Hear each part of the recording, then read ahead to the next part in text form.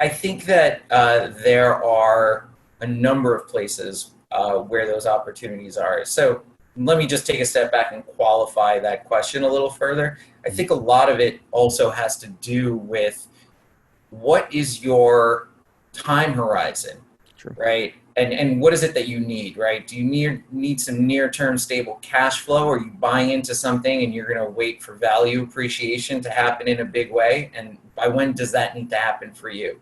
And I think based on that, there are a number of different opportunities that you can slot in. So I do believe that, I mean, self-storage is just a consistent asset class. It succeeds when there's instability, right? Because people then start to move around, they downsize, upsize. I mean, it did really well through the last recession. People just store things the second that they got to move places. You have a whole bunch of college students that don't know where they are going to be living on or off campus. They have to be in ready mode. So there's a lot of that feeding into it.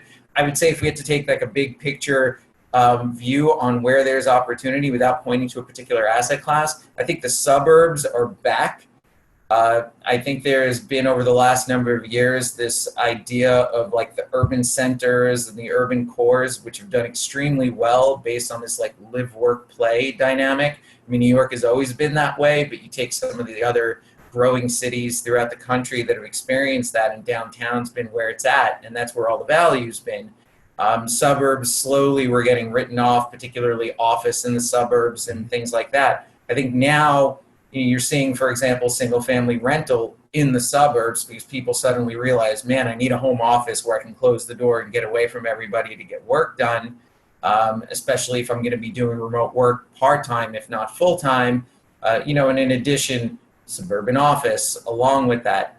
I think as an extension, malls are getting written off. There's some, malls that are just not, I don't think it goes away. But what's interesting about the mall play is, they're all, not all, but like many are still located where people are, right? That was always, it's like that classic real estate, location, location, location, right? So you now have a piece of real estate and a huge structure that exists that can't support its current use. It's no longer the highest and best use. So what do you do with it? So, some of them are being redeveloped into multi, fine, just like completely different uses. But what I'm seeing as a trend, and where I actually think there's a great opportunity, is, you're seeing all these department stores that have gone like dead mall here, and they're clearing out. And now they're being converted into these last mile distribution centers for all the Amazons and everything, where they can, get their vans loaded up and,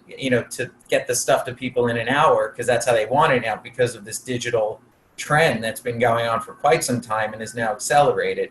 So, I think it's exciting times. If you had a strong stomach, I would be picking off some really nice hotels right now at a huge discount because, listen, I'm optimistic. I think we, come back from this. I think we're going to actually have really great hygiene protocols in place as a result. I think that people are probably going to feel more comfortable staying in a hotel where there's a corporate brand who tells you how they're keeping everything clean.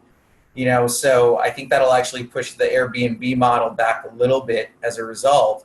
But you need to have some runway here because there's no clarity as to when that comes back. And, if you bought now, it could take a little while. And, there's always that line that the market can stay rational longer than you can stay solvent.